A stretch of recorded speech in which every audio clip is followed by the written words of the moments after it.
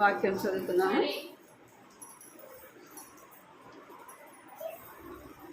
వాక్యం చదువుతున్నాము. 2 కొరింథీ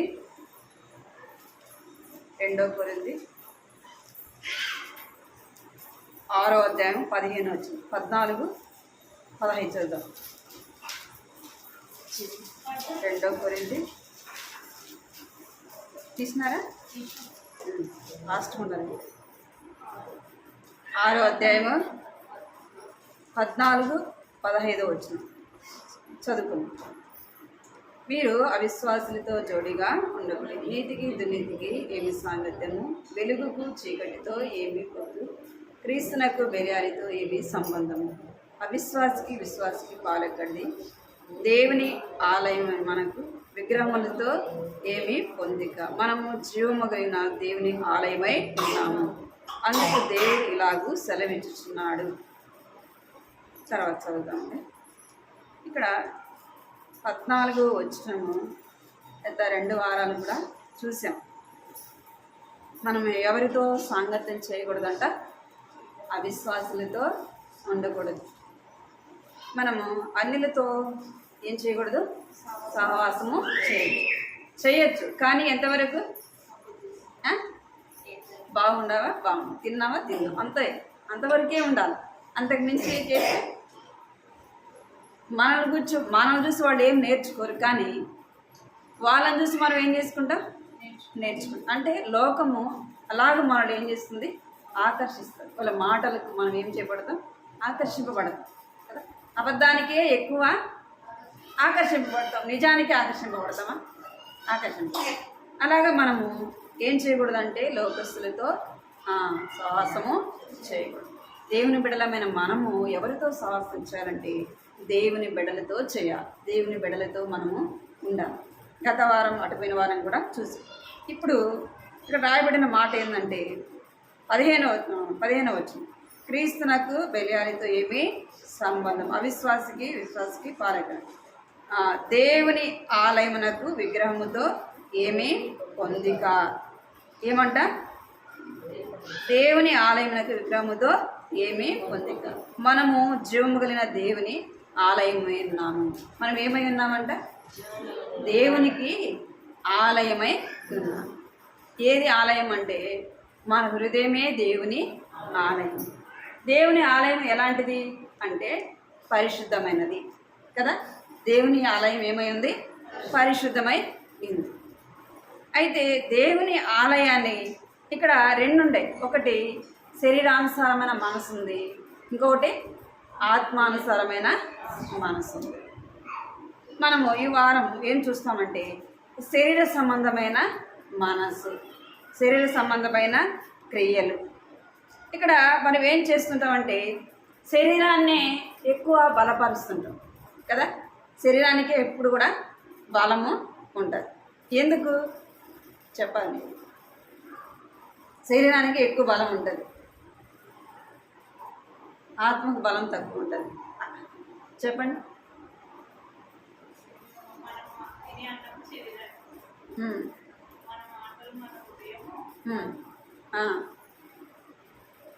దేవకి పోటీ చెప్పింది. ఇంకొకటి మీరు చెప్పండి. అంటే శరీరాన్ని ఎక్కువగా పోషిస్తాం కదా. శరీరానికి ఏం చేస్తాం? ఎక్కువ పోషిస్తాం. ఏదైనా కొంచెం నీరసం అయిందనుకో, ఆ నీరసం తగ్గేదానికి ఏం చేస్తాం? ఏదో ఒకటి బలమైంది తింటాం. మరి ఆత్మ ఏం చేస్తామంటే బలహీనపరిచే వరంగా ఉంటాం. అందుకే ఇప్పుడు శరీరానుసారమైన మనసు ఏం చేస్తుందంటే ఏం చేస్తుంది? శరీర సంబంధమైన వాటి మీదనే దృష్టి ఉంచుతుంది కదా. శరీర సంబంధమైన వాటి మీదనే దృష్టి ఉంచుతుంది. చూడండి, కొలస్సీ 3వ అధ్యాయం 3వ వచనం చదవండి. కొలస్సీ 3వ అధ్యాయం 3వ వచనం.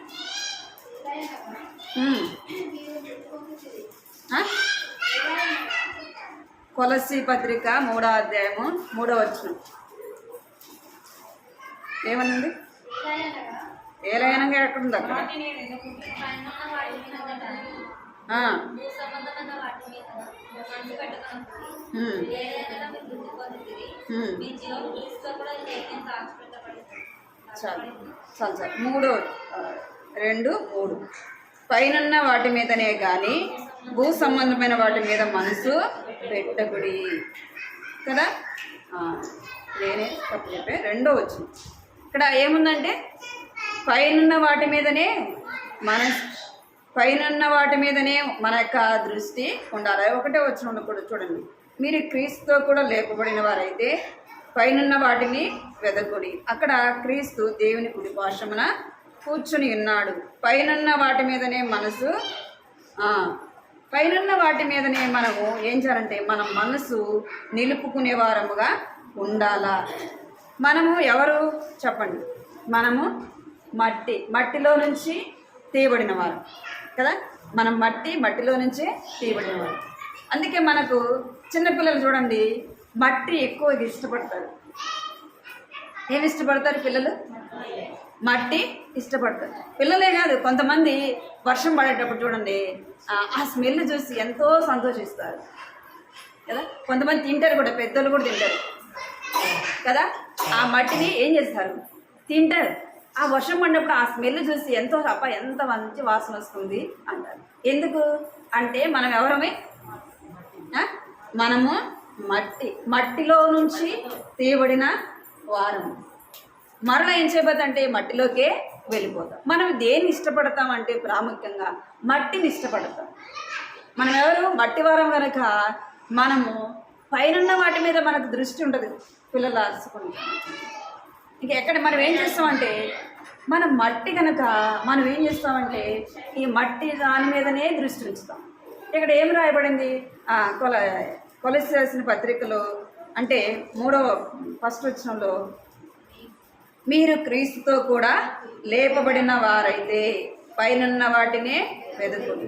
క్రీస్తు దేవుని కుడి పార్శ్వమున కూర్చుని. పైనున్న వాటి మీదనే కానీ భూ సంబంధమైన వాటి మీద మనసు పెట్టకుడి. మనము మట్టి వారము గనక ఏం చేస్తామంటే ఇక్కడ మట్టి సంబంధమైన వాటిని భూ సంబంధమైన వాటి మీదనే మనం ఏం చేస్తున్నామంటే మనసు పెట్టే వారముగా ఉంటున్నాము. శరీరానుసారమైన మనసు ఏం చేస్తుందంట? మట్టి మీదనే, ఈ భూ సంబంధమైన వాటి మీదనే మనసు ఉంచుతుంది. భూ సంబంధమైన వాటి మీదనే మనసు మనము పెట్టే వారముగా ఉంటున్నాం. 2వదిగా చూడండి, రోమా రాసిన పత్రిక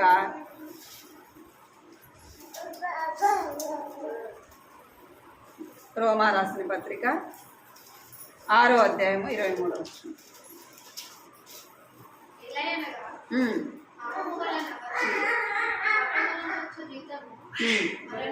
చాలు. ఇక్కడ మనం ఏం చేస్తున్నామంటే మట్టి వారము గనక మనం చేసే ప్రతి పాపానికి ఏముందంట? జీతం అనేది ఉంది. పాపానికి ఏముందంట? జీతం అంటే ఇక్కడ ఏ మరణము అంటే ఆత్మానుసారమైన మన ఆత్మ ఏమైపోతుందంటే శరీరం బలపడుతుంది, ఆత్మ ఏమైపోతుంది?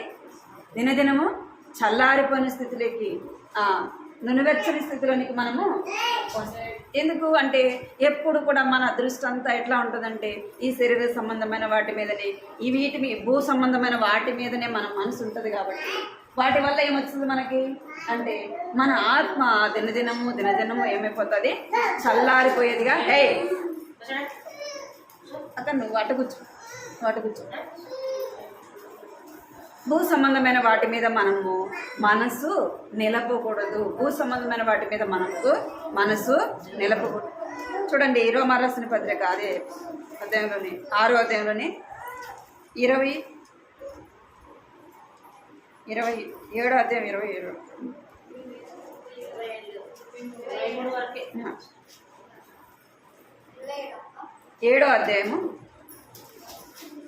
7వ అధ్యాయము 20-21 చూడండి. 7వ అధ్యాయం రోమా రాసిన పత్రిక 7వ అధ్యాయం 20 వచ్చి 21 వచ్చిన చదవండి. ఉమ్, నా యందు నివసించు పాపమే ఉమ్, పాపమే గాని ఇంకను నేను కాదు. ఉమ్, కాబట్టి ఉమ్, మేలు చేయగోరు ఉమ్. నాకు కీడు చేయగా వచ్చినదనుచు ఒక నియమం నాకు కనబడుచున్నది. చాలు చాలు. మనం ఏం చేస్తున్నాం అంటే పాపము చేసేవారముగా ఉంటున్నాం. ఎందుకంటే మనం శరీరానుసారంగా ఉంటున్నాం కాబట్టి శరీర సంబంధమైన క్రియలు మనలో కనబడుతున్నాయి. శరీర సంబంధమైన క్రియలే మనం ఏం చేస్తున్నామంట చేసేవారముగా ఉంటున్నాము. అలాగే మనము శరీరాన్ని మనం బలపరిచే వారంగా ఉంటున్నాం. కానీ మన ఆత్మ ఎలాగుందంట చల్లారిపోయినదిగా ఉంది. శరీర సంబంధమైన క్రియలే మనలో ఏలేటివిగా ఉంటున్నాయి. అదే రోమా రాసిన పత్రిక 8వ అధ్యాయం 7వ వచనం చూడండి. ఎలాగనగా ఉమ్, శరీరానుసారమైన ఉమ్, మనస్సు ఉమ్. దేవునికి విరోధమై ఉన్నది. చాలు చాలు చాలు. ఇక్కడ చూడండి 3వదిగా మనం చూస్తే ఏముందంట 7వ వచనంలో ఏలయనగా శరీరానుసారమైన మనసు దేవునికి విరోధమైనది. ఏమైందంట? ఏ మనసు? శరీరానుసారమైన మనసు దేవునికి ఎలాగుందంట? విరోధమై ఉన్నది. మన హృదయం ఏమై ఉంది అంటే దేవుని ఆలయముగా ఉండవలసింది, అది పరిశుద్ధముగా ఉండవలసింది. అయితే శరీర సంబంధమైన క్రియలు మనలో ఉండటం వల్ల ఈ భూ సంబంధమైన వాటిని మనం చేయడం వల్ల ఏమైందంట? దేవునికి విరోధమై ఉంది.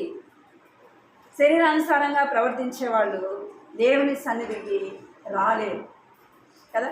దేవుని సన్నిధిలో ఏం చేయలేరు, నెమ్మదిగా కూర్చోలేరు. ఎందుకంటే పాపం వాళ్ళని ఏం చేస్తుందంటే బయటికి లాక్కెళ్తాం. శరీరానుసారమైన మనసు ఏం చేస్తుందంటే శరీర సంబంధమైన వాటిని నేను దృష్టి పెట్టుకొని వెళ్ళాలా ఎక్కడికి? బయటికి వెళ్ళిపోవాలా అనేదే ఉంటుంది. అందుకే దేవునికి ఏమైందంట? విరోధమై ఉన్నది. అంటే మనము దేవుని బిడ్డలముగా ఏ మనసు ఉండకూడదు, మనలో శరీరానుసారమైన మనసు ఉండకూడదు. శరీరానుసారముగా మనము జీవించకూడదు. ఇది 3వదిగా మనం చూస్తూ వచ్చినాం. ఏమంట? శరీరానుసారమైన మనసు ఏమైందంట? దేవుని వాక్యానికి ఏమైందంటే విరోధముగా ఉంది. శరీరానుసారమైన వారు దేవుని వాక్యాన్ని నమ్ముతారా? దేవుని వాక్యం ముందు విశ్వాసం ఉంచుతారా? దేవుని వాక్యాన్ని వింటారా? అంటే విరోధంగానే మాట్లాడతారు కదా. దేవుని వాక్యానికి వ్యతిరేకంగానే మాట్లాడతారు కదా. శరీరానుసారమైన మనసు కలిగిన వారు ఏం చేస్తారంటే వారు దేవుని వాక్యానికి విరోధముగానే మాట్లాడతారు. ఏ మాట మాట్లాడినా కూడా ఎట్లా ఉంటుంది? విరోధంగానే ఉంటుంది. మనం 4వది చూస్తే చూడండి, అక్కడనే రోమా రాసిన పత్రిక 8వ అధ్యాయం 7వ వచనం చూడండి. శరీరానుసారమైన మనసు దేవునికి విరోధమై ఉన్నది. అది దేవునికి ధర్మశాస్త్రమును లోబడదు. ఏమాత్రమును లోబడనేరదు. చాలు. ఏమైందంటే దేవుని వాక్యానికి శరీరానుసారమైన మనసు విరోధముగా ఉంది. 4వదిగా మనం చూస్తే ఏమైందంటే దేవుని ధర్మశాస్త్రానికి ఏం చేయదంట? శరీరానుసారమైన మనసు లోబడదు. దేవుని వాక్యానికి లోబడదు. ఎప్పుడు మనం లోబడమంటే శరీరము మనలో ఏలుతూ ఉన్నప్పుడు దేవుని వాక్యానికి మనం ఏం చేయబడం? లోబడం కదా. ఈ వాక్యం నన్ను ఇట్లా మాట్లాడుతుంది, నేను ఇలా జీవించాలా, దేవుని వాక్యానికి లోబడాలా, దేవుని వాక్యానికి నేను విధేయత చూపించాలా అనే మనసు మనలో ఉండనియదు. దేవుని వాక్యానికి ఏం చేయదంట? లోబడలేదు. ఏది? శరీరానుసారమైన మనసు. దేవుని వాక్యం మనకేం చెప్తుంది? దేవుని వాక్యానుసారంగా జీవించడానికి, దేవుని వాక్యానుసారంగా మనం నడుచుకోవటానికి, దేవునికి ఇష్టకరమైన జీవితం జీవించడానికి సాతాను ఏం చేయదు? శరీరానుసారమైన మనసు లోబడదు. ఇంకా మన హృదయం ఏం చేస్తుందంటే కఠినపరుస్తుంది. ఇంకా ఏం చేస్తుంది? కఠినపరుస్తూ ఉంటుంది. దేవుని వాక్యానికి లోబడింది ఏ మనసు ఇది అంటే శరీరానుసారమైన మనసు. శరీరం ఏం చేస్తుందంటే మన మీద సాతాను మనలో కూర్చొని ఏం చేస్తుందంటే తన అధికారం మన మీద చేస్తాము, మన మీద రాజ్యం వెళ్తూ ఉంటాడు. అందుకే మనం ఏం చేయడంటే వాక్యానికి విరోధముగా చేస్తాం, వాక్యానికి లోబడకుండా చేస్తాం. మనం ఎవరికి లోబడాలా? దేవునికి లోబడాలంటే మన మనసు ఎలాగ ఉండాలంటే ఆత్మానుసారమైనదిగా ఉండాలి. శరీరానుసారమైనదిగా ఉంటే మనం ఏం చేయమంటే లోబడము. ఐదవదిగా మనం చూస్తే చూడండి, అదే రోమారాసిన పత్రికలోని 8వ అధ్యాయం 8వ వచనం. కాగా శరీర స్వభావము గలవారు దేవుని సంతోషపరచలేరు. చాలు. ఏమంట? శరీరానుసారమైన శరీరానుసారములు దేవుని సంతోష పెట్టరంట, దేవుణ్ణి సంతోషపరచలేదు. ఎందుకంటే వారి ద్వారా దేవుడు దుఃఖపడేవాడుగా ఉంటాడు, కానీ వారి ద్వారా ఏం చేయడంట? దేవుడు సంతోషపడడు. ఏది మనలో శరీరము అనుసారంగా మనం నడుచుకున్నప్పుడు దేవుడు నిన్ను చూసి నన్ను చూసి సంతోషపడడు. చూడండి, 1 సమూయేలు 15వ అధ్యాయం 22వ వచనం. 1 సమూయేలు 15వ అధ్యాయము 22వ వచనం చదవండి. 15వ అధ్యాయం 22వ వచనం.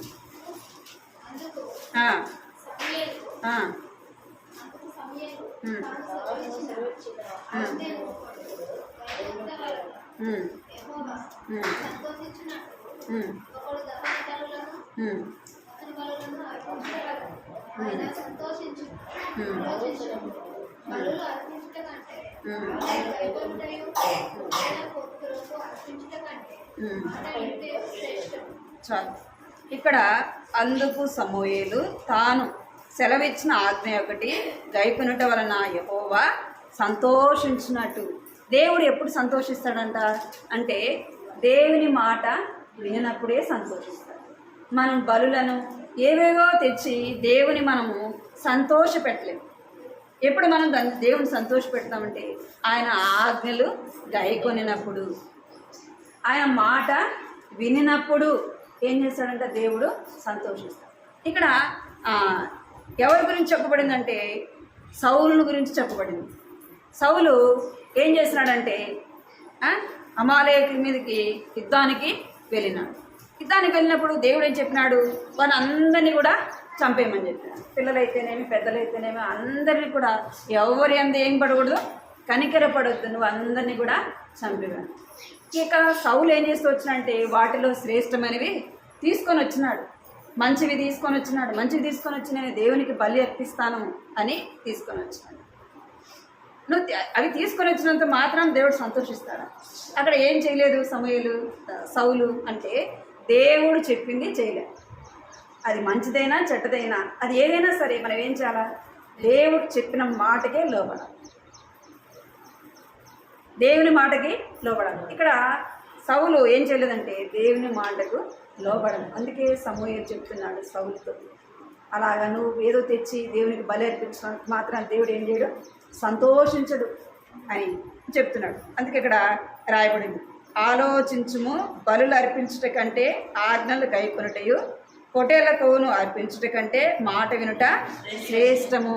ఏది శ్రేష్టం అంట? మాట వినుట శ్రేష్టం. దేవుని సంతోషపరచాలంటే ఏం చేయాలంట? దేవుని మాట మనము వినాలి. అది ఎలాంటి మనసుతో అంటే మంచి మనస్సుతో దేవుని వాక్యాన్ని వినాలి. అలాగా శరీరానుసారమైన మనసు మనలో ఉంటే మనం ఏం చేయలేము, వినలేము. శరీరానుసారమైన మనసు మనలో ఉంటే మనం ఏం చేయలేము, దేవుని వాక్యానికి లోబడలేము. ఇంకా దేవుని వాక్యం మీద మనము దృష్టి ఉంచలేము. మనలో శరీరానుసారమైన మనసు ఉంటే ఇలాగ మనము దేవుని సంతోషపెట్టలేము. చూడండి, గలతీ రాసిన పత్రిక 1వ అధ్యాయం 10వ వచనం.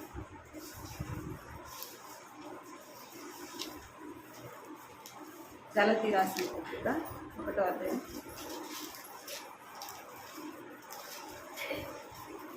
10వ వచనం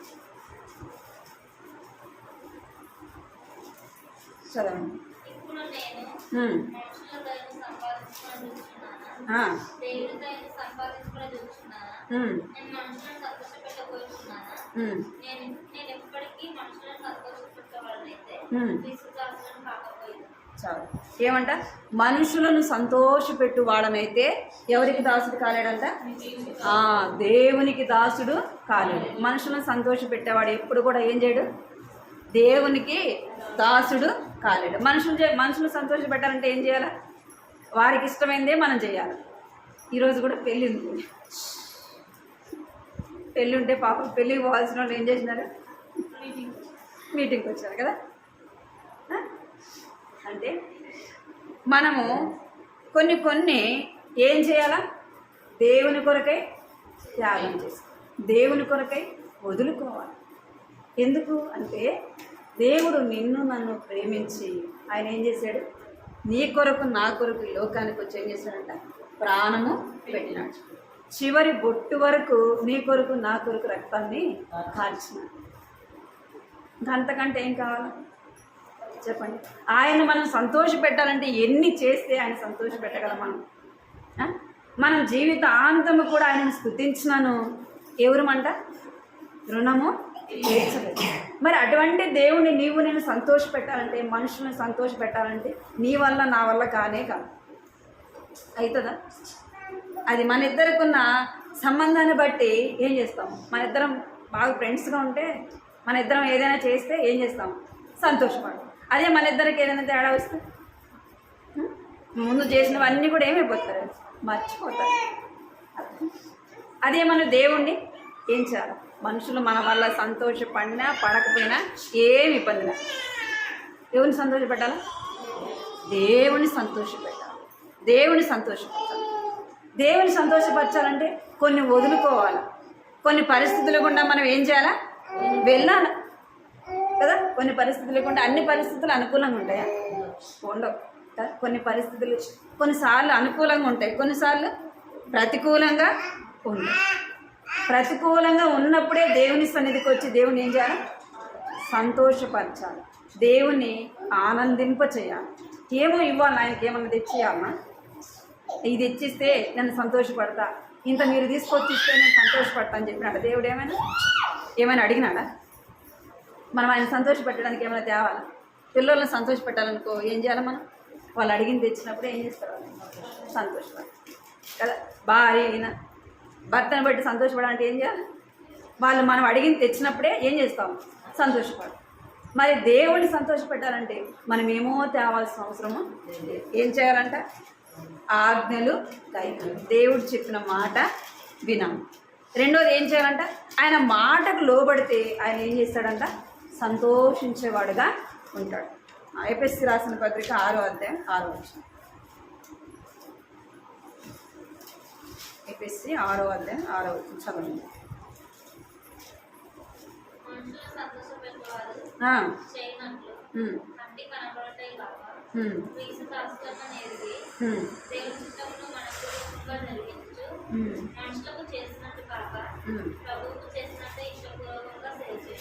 చాలు చాలు. ఇక్కడ ఏమంట? మనుషులను సంతోషపెట్టువామే చేయనట్టు కాక కంటికి చదవండి, కంటికి కనబడకుండా క్రీస్తు దాసులమని ఎరిగి దేవుని చిత్తానుసారంగా మనపూర్వకంగా మనుషులను కాక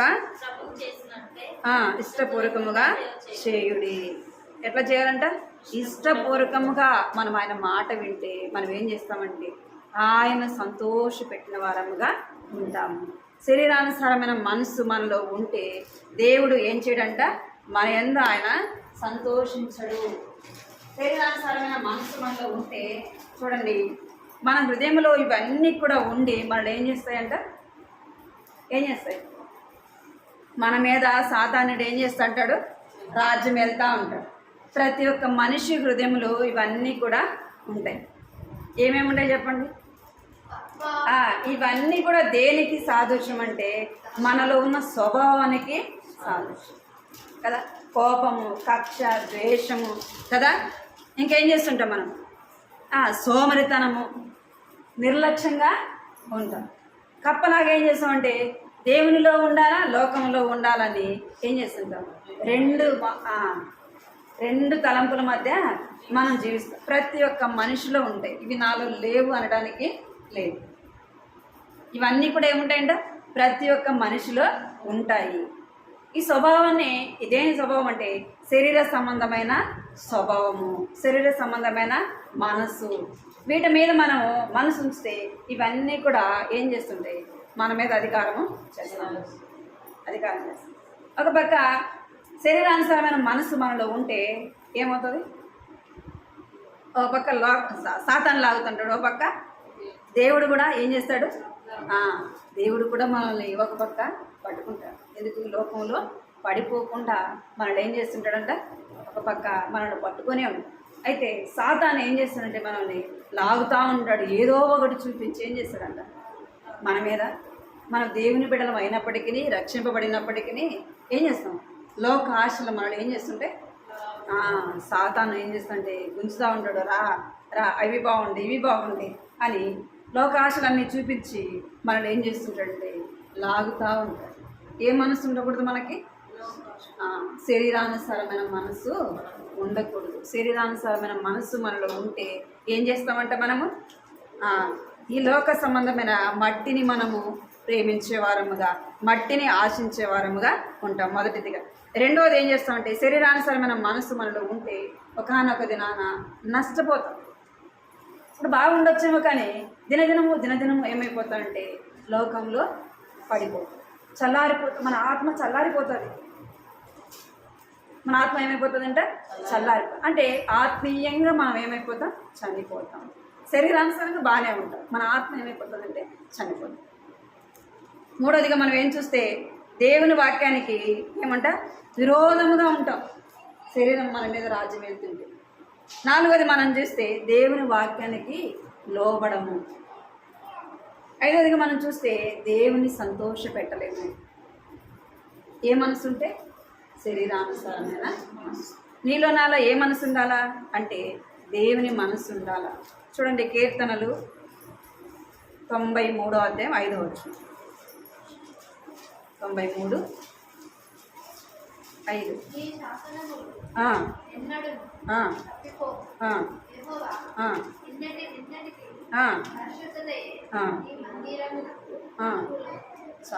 ఏమంట, యెహోవా ఎన్నటెన్నటికి పరిశుద్ధతయే నీ మందిరమునకు అనుకూలము. దేవుని మందిరానికి ఏమంట, పరిశుద్ధతయే ఎన్నటెన్నటికి అనుకూలము. ఇక్కడ చూస్తే మనము 2 కొరింథీలో చదివాం కదా, ఫస్ట్ చూడండి 2 కొరింథీ 6వ అధ్యాయం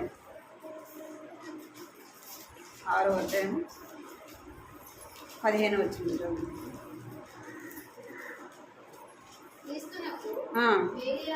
18 చదువు. మనకు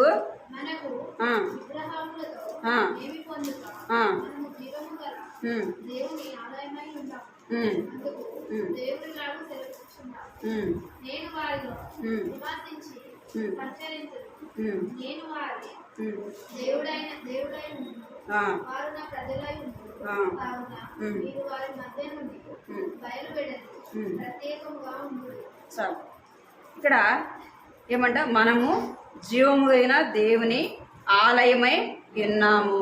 అందుకు దేవుడు ఇలాగూ సెలవిచ్చుచున్నాడు, నేను వారిలో నివసించి సంచరింతును, నేను వారికి దేవుడనైందును, వారు నాకు ప్రజలై యుందురు. దేవుడు మనకు దేవుడై ఉండాలా, మనం ఆయన ప్రజలమై ఉండాలంటే ఏమై ఉండాలంటే మనము మన ఆలయం ఏమై ఉంది, దేవునికి ఆలయమై ఉంది. మన హృదయము దేవుని ఆలయం. మన హృదయము ఎలా ఉండాలంట, దేవుని మందిరానికి ఎన్నటన్నిటికీ ఏమి ఉందంట, పరిశుద్ధతయే అనుకూలము. మన హృదయం ఎలా ఉండాలంటే ఎన్నటెన్నటికి ఏమై ఉండాలంట, పరిశుద్ధత కలిగి ఉండాలి. మన హృదయంలో మనము పరిశుద్ధత కలిగి జీవించాలి. పరిశుద్ధత కలిగి జీవించాలంటే మన హృదయంలో ఎవరు ఉండాలా, దేవుడు ఉండాలి. దేవుడు ఉంటేనే మనం పరిశుద్ధంగా ఉండగలం. సాతాను మన హృదయంలో ఉన్నాడు అనుకోండి, ఏముంటుంది, మన హృదయంలో అపవిత్రతే ఉంటుంది కదా. ఎందుకంటే సాతాను చెప్పే పనులన్నీ మనం చేయడం ద్వారా ఏమై ఉంటుందంటే అపవిత్రతే మనలో ఉంటుంది. ప్రత్యేకముగా ఉండుడి, అపవిత్రమైన దానిని ముట్టకుడి. చూడండి, అక్కడ ఉంది, 18వ వచనం. అపవిత్రమైన వాటిని ముట్టకుడి, ప్రభువు చెప్పుచున్నాడు, మరియు నేను మిమ్మను చేర్చుకుందును. ఏమై ఉండాలంటే అపవిత్రమైన దాన్ని మనము ముట్టకూడదు. శరీరానుసారమైన మనస్సు మనలో ఉంటే దేవుడు మనలో ఉండడు. దేవుడు మనలో తన కార్యమును చేయడు. ఒకప్పుడు ఉన్నాం, అపవిత్రులుగానే జీవించినాం కదా. శరీరానుసారమైన మనసే కలిగి శరీర సంబంధమైన క్రియలను చేస్తూ వచ్చినాం. శరీరానుసారంగా నడుచుకున్నాం. మనకిష్టమైంది వచ్చింది చేస్తున్నాం. మనకిష్టమైంది మనము నడుచుకుంటూ వచ్చినాం. ఇప్పుడు మనం ఏం చేయబడ్డామంట? ప్రత్యేకింపబడిన వారము. ఏమైనా అంటే కావున మీరు వారి మధ్య నుండి బయలువెరుడి, ప్రత్యేకముగా ఉండుడి. మనం ఏమై ఉండాలంట? ప్రత్యేకంగా ఉండాలి. వీరు దేవుని ప్రజలు. ఏం చెప్పాలా మన గురించి? వీరు దేవుని ప్రజలు, దేవుని పిల్లలు. మనం ఒకవేళ మన బంధువుల కార్యాలకి మనం వెళ్ళినప్పుడు మనం ఏమై ఉండాలా? సొంత బంధువులు ఉంటారు, రక్త సంబంధులు ఉంటారు, మనల్ని పిలుస్తారు ఏదైనా కార్యానికి. మనం ఏమై ఉండాలి? అంత నాది, అంత నేనే అనొద్దు. ఏమై ఉండాలా? వెళ్ళాలా, కానీ ఏం చేయాలా? అక్కడ వాళ్ళకి కనబడే విధంగా వారు చేసే క్రియల్లో మనం ఎక్కడ కూడా పాలు పొంగులు పొందకూడదు. ఎక్కడ కూడా మనం వారు చేసే వాటిలో మనం వారు చేసే క్రియలు మనం చేయడం ద్వారా ఏం చేయబడతామంట? అపవిత్రుడముగా చేయాలి. మనకు తెలియకుండానే మనకేమంటుకుంటుంది? పాపము. ఏదో విధంగా మనం ఏం చేస్తామంటే వారు చేసే క్రియల్ని చేస్తాం. అందుకే మనం ఏం చేయాలా? ప్రభువా, తప్పదు, వెళ్తున్నాను, నాకు నువ్వు సహాయం చేయి, నువ్వు నాకు తోడుగా. ఈ కార్యం విషయంలో నేను ఎక్కడ కూడా నిన్ను పెట్టకుండా బాధ పెట్టకుండా నాకు సహాయం నన్ను ప్రత్యేకంగా ఉంచు ప్రభువా, నీ మహిమ కొరకు అని మనం అడిగితే ఏం చేస్తాడు దేవుడు? మనల్ని ప్రత్యేకంగానే ఉంచుతాడు కదా. దేవుడు మనల్ని ఏం చేస్తాడంట? ప్రత్యేకంగానే ఉంచుతాడు. లేదు మనం శరీర సంబంధంగా పోయినామనుకో, ఏం చేస్తాం?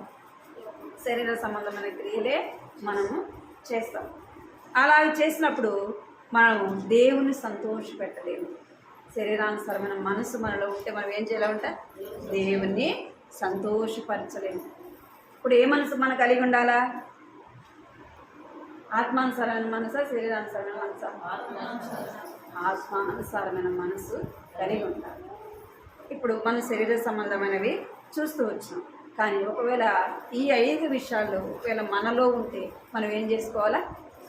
తీసేసుకోవాలి.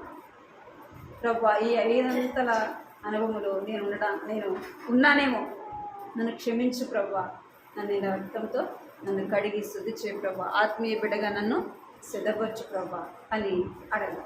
ప్రతి దినము కూడా మనం ఏం చేయాలంటే సిద్ధపడే వారంగా ఉండాలి. ఎవరి కొరకు? దేవుని కొరకు సిద్ధపడాలి ప్రతి దినము. అదేదో మనం ఒకరోజు సిద్ధపడితే కాదు కదా, ఒకరోజు సిద్ధపడితే కాదు. మనం ప్రతి దినం కూడా ఏం కావాలంట? సిద్ధపడుతూనే ఉండాలి. దేవుడన్నా రావాలా, మనమన్నా పోవాలి కదా. మన సిద్ధపాటు ఎప్పటి వరకు? దేవుడన్నా వచ్చి మనం తీసుకుని పోవాలా, లేదంటే మనమన్నా ఆయన దగ్గరికి వెళ్ళాలి. అప్పటి వరకు మనం ఏమై ఉండాలా? సిద్ధపాటు కలిగి ఉండాలా. మన మరణం వరకు మనము సిద్ధపాటు కలిగి ప్రభు శరీర క్రియలు నాలో ఉన్నాయో, శరీరం నన్ను వెళ్తూ ఉందేమో అని మనం ఏం చేయాలంటే అడగాలి. ఎందుకంటే లోకంలో మనం ఉన్నాం కాబట్టి శరీరం అప్పుడప్పుడు పని చేస్తూనే ఉంటుంది కదా. సాతాను అప్పుడప్పుడు ఏం చేస్తుంటాడు? లాగుతూనే. కానీ మనం ఏం చేయాలంటే ప్రతి దినము కూడా అందుకే భక్తుని ఉంటుంది, ప్రతిరోజు పడుకునేటప్పుడు క్షమాపణ అడిగే పడుకుంటాడు. ప్రభు, ఈ దినమంతట్లో నేను ఎక్కడ తప్పిపోయాను, ఎక్కడ నేను పాపం చేశాను. ఒకవేళ మాటలు కావచ్చు, ఏ విషయంలో మనం తప్పిపోతామో మనకు తెలియదు కదా. ఏ విషయంలో తప్పిపోతామో మనకు తెలియదు. మనకు తెలియకుండానే ఏమైపోతాం? మనం తప్పిపోతాం. అందుకే మనం ఏం చేయాలంటే క్షమాపణ కోరుకుంటూ ఉండాలి. అలాగే సిద్ధపడాలి.